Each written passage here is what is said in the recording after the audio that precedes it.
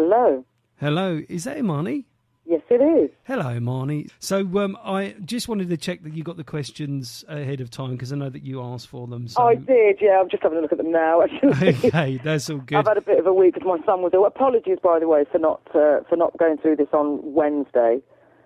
I understand. You know, you had a little one that wasn't well, didn't you? And That's right. He's only just gone back to school. He just had Oh. some mystery bug, but he's better now, thank goodness. Well, that's good. You know, this happens with kids. Mine are too old to worry about that kind of thing now. They're sort of in their 20s and 30s. But, Oh, wow. but there you go. Well, I'll ask you the standard questions, but there were another couple of questions, if you didn't mind me asking you about, if that's okay. So, Okay. well, first of all, I wanted to ask you about the MusicConnex gig on the 28th at the Jazz Cafe, and I just wanted to talk to you a little bit about that. So if you could tell us a little bit about what you got lined up for that, and without giving away any secrets, of course. I'm really excited about the gig on the 28th, the Jazz Cafe gig for MusicConnex, because it's not just what I'm doing, it's the fact that I'm going to meet all these wonderful artists from abroad, and just the principle behind the promotion of new and fresh talent. I'm thoroughly going to enjoy this. I've prepared 5 songs, of which I'm going to tell you absolutely nothing. Okay, I understand. I understand. So hopefully you'll all buy tickets and come down and see me. Well, there you go. Well, I mean, absolutely great, and we're seriously looking forward to the night. It's going to be a wonderful lineup with yourself and the other 4 artists that are going to be there.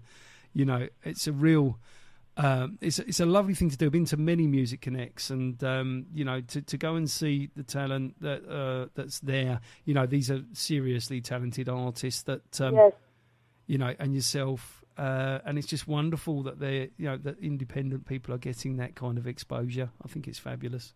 Absolutely, and I was sold on the first phone call, you know, between myself and John Mansfield. It's just something I wanted to get behind, so I'm really looking forward to it. That's fabulous, and thank you for sharing that. And I understand about the tunes, trade secrets, and all that kind of thing. Trade secrets, of course, and also, you know, I'm trying to present. You know, a little bit of a surprise. There will, of course, be songs. Those who've seen me before, they may know a few of the songs that I'm going to do. But, you know, those who haven't seen me before, hopefully it'll be nice and fresh for those guys. Well, that's absolutely wonderful, and we're certainly looking forward to it. We'll be there on the night, so the Breakfast Show crew will be down there with other people from the station. So if I get a chance to say hi, I'll pop across and say hi to you. Oh, please do, yes. Yeah, that'll be lovely, and so we're really looking forward to that. Are you involved in any of the other locations? Because there's a few in the UK, aren't there? I'm not. I'm doing some other gigs. Which fall, weirdly, right around the 28th Jazz Cafe gig. The other gigs that MusicConnex did came in slightly later. So I was already booked. I'm doing some stuff with Shaka Khan and Incognito. So I'm going to be a bit tied up to do the other ones. Well, that's sounds like a good gig to me, that's for sure. So, well, there you go. Fabulous. That's great. And I was going to ask you some questions sort of going back in time as well, which are the ones that you have there with you, if that's okay. Absolutely. Okay, so really, you know, going right the way back to the very start, Imaani, how did sort of you and music come together? I mean, did music find you? Did you find music? How did that happen?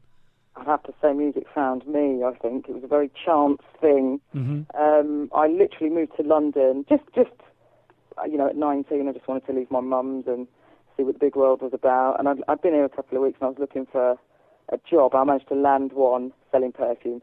And there I was on a train on my way to work, and I met a guy who said to me, "Hey girl, I'm a record producer." And I thought, "Yeah, sure you are." And I said, yeah, I'm a singer, which of course was a complete lie.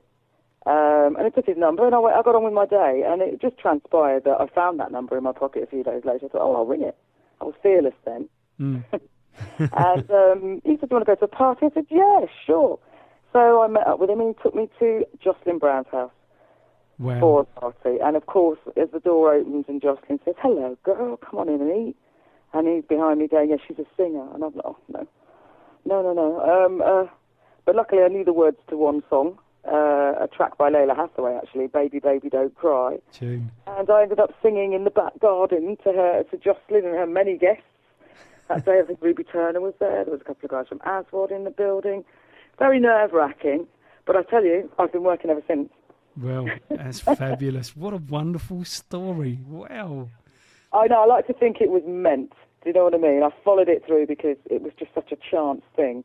When you're placed in positions like that, it's for you to grab that opportunity. And I grabbed mine with both hands, and I have never looked back. Absolutely agree with you. Wow, what a wonderful story, and you know, what a great opportunity. And like you said, grabbing it with both hands, it's got to be the way. I mean, were you singing? I mean, I know you said you were singing, you weren't, but I mean, you must have. So you must have had some confidence in your voice, if you know what I mean.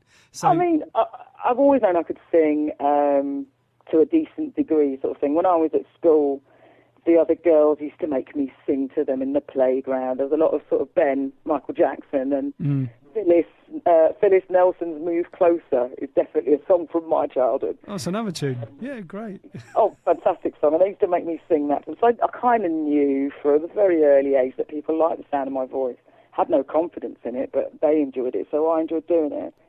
And I think in my teens, I come from Derby, as you may know, and in my teens there was a club, which is long since closed, called Tiffany's.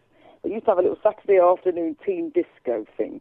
Yeah. And I knew the DJ, and he used to let me sing on the microphone over the top of records, such as Madonna, Holiday, and that kind of thing. That was kind of my first taste of actually having a microphone in my hands. Well, there you go. You know, singing with people, with an audience, as it were. I mean, they weren't there to see me, but, you know. Yeah. And I thoroughly enjoyed it. I never thought it would be my life. Well. But, it definitely gave me a taste for it, no doubt about that. Well, that's really good. And so, who were you listening to then when you were in your teens? Who were your kind of musical idols, if you like? I tell you, I've got a very eclectic upbringing. I have an Asian mother, so a lot of the music in my house, in my home, were 10-inch Hindi records, old soundtracks. Lata Mangeshkar. I don't know if people know that the name there, but lots of beautiful Asian voices I heard a lot of when I was a youngster. Yes. But on my dad's side, my dad had Exodus, Bob Marley. I'll never forget that album because it is part of the soundtrack of my life. Probably the reason why I have dreads now. The sound of Bob's voice, the craft of his lyrics is something that I've treasured all through my life and definitely has influenced me, I think, no end. My dad was an Al Green fan, and so am I. Gladys Knight. All those old great soul singers from when I was young, they still play a big part in my music today, I think. Wonderful. I mean, serious soul singers from back in the day, a real A-list you gave us there, which is wonderful. And yeah. There was a few dodgy records in my mum and dad's collection, but we'll leave them out, I think. Well, I think everybody has to have a few dodgy records in their collection, it's part, it's all part of it, I think, And I think at that age, growing up in that era, it's pop as well. We're all exposed to pop, especially as youngsters. So it was a lot of Madonna when I was young. And, I remember Adam and the Ants and the Police. In fact, the first 7-inch single I ever bought was Walking on the Moon, the Police. Wow. Yeah, I remember it well. Fabulous. Yeah. Well, thank you for sharing that with us. That's beautiful. Thank you. Pleasure. That's lovely. So, for musical inspirations, then, who's your musical inspiration? Well, I think I've kind of mentioned most of them already. Yeah, I didn't know if there was anyone in particular. Obviously, who I've had the great pleasure of working with a little in the last few years, has been a massive influence on me vocally. That powerhouse vocal that she has, and like me, she's a little lady. I'm a little lady. I like to think we're very similar. I feel like a diva in training, and I'm trying to learn as much as I can from being around ladies like that. And I'd say people like Gladys, whose purity of voice just sends shivers down my spine. And there's one more, I think, that's really been a big influence on me, and it's probably slightly left. Gwen McRae. Gwen, yeah. 90% of Me Is You, and, Keep the Fires Burning, all those tunes. Now, that lady's voice is pure soul. Pure soul. So I've tried to kind of take from those three ladies, I think, if it comes to me trying to find a beginnings of my vocal stylings. Probably from those three, I'd say, are my top voices. you know. Obviously, there's some lovely ones, modern day ones, but if you're asking me what my influences were, definitely those three guys. Well, that's great. You got two serious powerhouses there, and a real pure voice in the list. So, that's a nice combination. What do you got sort of lined up after that? Will you be kind of gigging the album live? Is that the aim, or? That's the plan. My band and I are just gearing up, getting ourselves ready with our new songs, and hopefully at the time of release we'll be ready to drop. You know, I've always been a gigging musician, and my band and I play, you know, regularly to keep ourselves in the game. I love the live element of music probably more than any other. So that is going to be the focus. Obviously, promoting the album as much as we can, and trying to reach as many audience members as we can. That's the name of the game. Wonderful. Well, you know, and certainly if you're out there and out and about sort of gigging, then you're probably more likely to have us in the audience there. I mean, we do love to come and support artists and see live gigs. It's part of what we do as a station, if you know what I mean. Oh, well, that's brilliant. And you know what? You let me know if you're coming to a gig, my friend. Oh, well, that's lovely. We will let you know, and you come up and say hi and be part of it. That's wonderful. Yeah, wonderful stuff. If you'd like to sort of point our listeners at where to find you in social media, how to sort of get in touch, how to find out more about your music, how to buy your music, that would be really, really good. Okay, well, if anybody wants to check out Imaani online, please, www.imaani.net. Nice and easy. You can find me on Twitter, @TheImaani, and you can find me on Facebook, Imaani. Very easy. Please check in with my website regularly because I do post all of my gig dates, and you can find any new releases.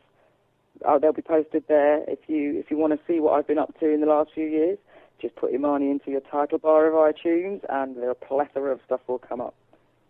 Sounds absolutely wonderful. That's brilliant. That's really good. And, you know, just to say that we really are looking forward to the 28th. We'll be promoting the gig through our website with the station. And, of course, on the week before, we do the mini features. So we do one a day for each artist, of all five of you. We'll let you know exactly when that's going to happen. So thank you very much. Well, you've got my Skype now, so you just let me know if anything's going on. I certainly will. And actually, it's been a real education for me. It's been lovely talking to you today because I've learnt loads. You know. Wow. Thank you so much. It's been my pleasure. My pleasure. I've thoroughly enjoyed talking to you too. So I'm waiting for our paths to cross at this gig, and hopefully in the future too. That would be absolutely wonderful. And it's just so nice to have an interview where it's just a couple of people talking about music rather than this sort of question and answer thing that just always seems a bit formal to me, you know. Absolutely. I think you learn more about an artist that way, don't you? Yeah, without a doubt. You know, just let people say what they want to say, you know. It's a much nicer place. And on that subject, Imaani, if there's anything that you would like to say that you feel I haven't asked you, or any areas you'd like to cover, please feel free to tell us all about it now. That would be lovely. Really just to talk about my new album, which is, as I say, due for release probably I'd say early November, end of October, early November. I haven't got a firm date on it just yet. But look out for that. It's been produced by a wonderful guy called Kevin Leo, who I think has really helped me capture my soul, which is something, I've sang on a lot of things, but I think I've managed to find a way now of bringing my true self across in this record. I'm very, very proud of it, and I can't wait for it to be released and hear what people think. Wonderful, wonderful. And, please let us know when that's being released. We'll get behind it, or even a little bit before. We can give it some airplay, and that'll be absolutely let you know. Wonderful. Absolutely. And thank you so much to everybody who supported me through the years, and to those who are just coming to get to know me, I hope you will be with me for some time. Wonderful. And thank you so much for all of your wonderful talent through all of that time, and for your time today, because it's been lovely talking to you, and I hope you have an absolutely beautiful weekend. And lovely, thank you. You too. We'll see you very, very soon. I'll give you a wave at the Jazz Cafe on the 28th. Lovely. All the very best. You take care. You too. Have a lovely day. You take care, Imaani. Thank you now. Bye. Bye.